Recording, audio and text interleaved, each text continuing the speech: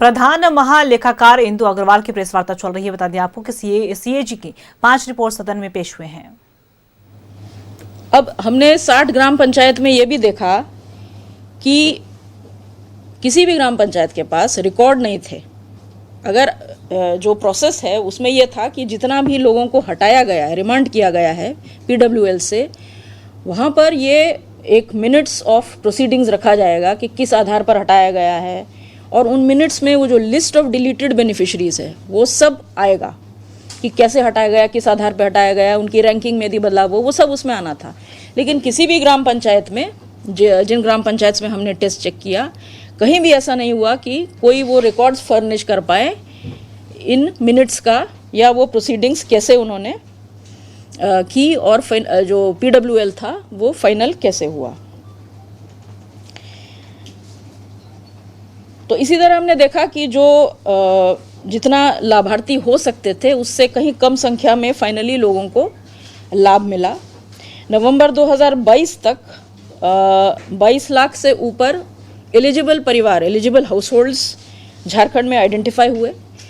लेकिन ये सारी वजहों से, जो लिस्ट में जो गड़बड़ियाँ थी, लिस्ट में जो इनएक्यूरेसीज थी, और स्टेट में जो टारगेट्स न यूटिलाइज कर पाने का प्रॉब्लम था कि फंड लेट रिलीज होता था, बार बार रिमांड होते थे, बेनिफिशरीज लिस्ट से हटते थे, उनकी रैंकिंग बदलती थी, फंड रिलीज होने में समय लगता था।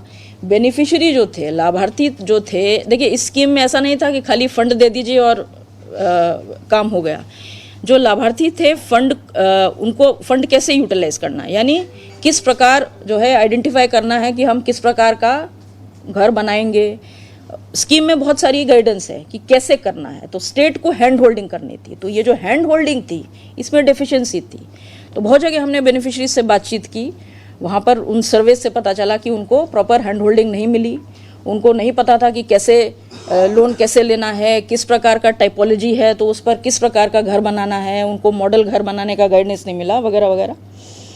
तो ये जो 22 लाख लोग, 22 लाख हाउसहोल्ड्स जो आइडेंटिफाई हुए एलिजिबल, उनमें से अंततः सिर्फ 16 लाख घर जो हैं वो भारत सरकार mod, ministry of rural development द्वारा एलोकेट किए गए। तो 6 लाख से ऊपर एलिजिबल हाउसहोल्ड्स वो कवर नहीं हो पाए, और इस छोटे किए हुए टारगेट के अगेंस्ट भी स्टेट ने अंततः 15,62,000 घर बनाए जनवरी 2025 तक।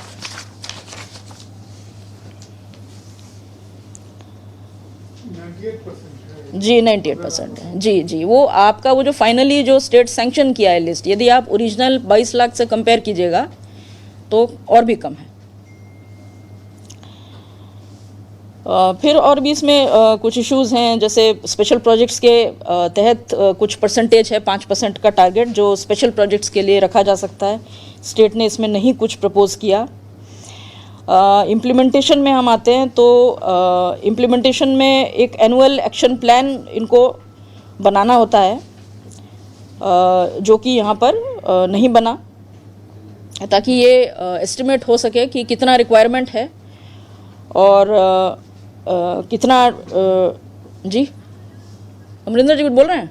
नहीं। अच्छा, तो हमने देखा कि registration of test check beneficiaries, इसमें शॉर्टकमिंग थी। जितने घर थे जो टारगेट था उससे कम एलोकेट हुए, बहुत से सरेंडर हो गए क्योंकि जो असेसमेंट था वो ठीक नहीं था, और बहुत जगह जो है वो फंड रिलीज़ हुआ लेट हुआ, जिसके चलते जो है कुछ बेनिफिशरीज निकल गए।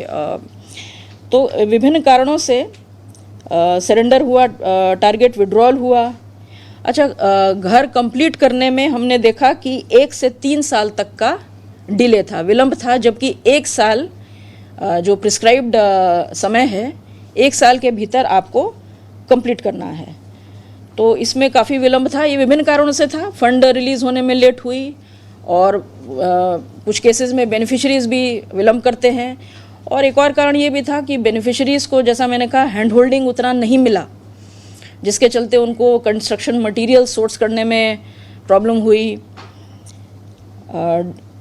स्टेट ने कंस्ट्रक्शन मटेरियल्स उपलब्ध कराने थे बेनिफिशरीज को फिक्स्ड रेट्स पर, सप्लाई रेट्स पर, वो नहीं हुआ। डेमो हाउसेस कंस्ट्रक्ट करने थे, वो नहीं हुआ। तो जितना भी हैंड होल्डिंग जो सपोर्ट एक्टिविटीज़ हैं स्कीम के तहत, उसमें काफ़ी डेफिशिएंसीज हैं।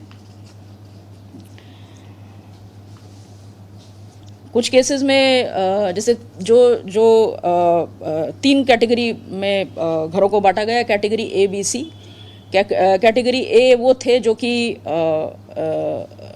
बने नहीं थे लेकिन जिनको कंप्लीट किया जा सकता था। कैटेगरी बी वो थे जिनको अब कंप्लीट नहीं किया जा सकता था, किंतु उसमें जो फंड दिया गया है उसकी रिकवरी हो सकती थी।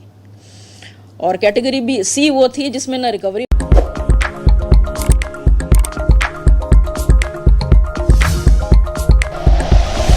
Like and share videos, subscribe करें हमारा चैनल और प्रेस करें बेल आइकॉन।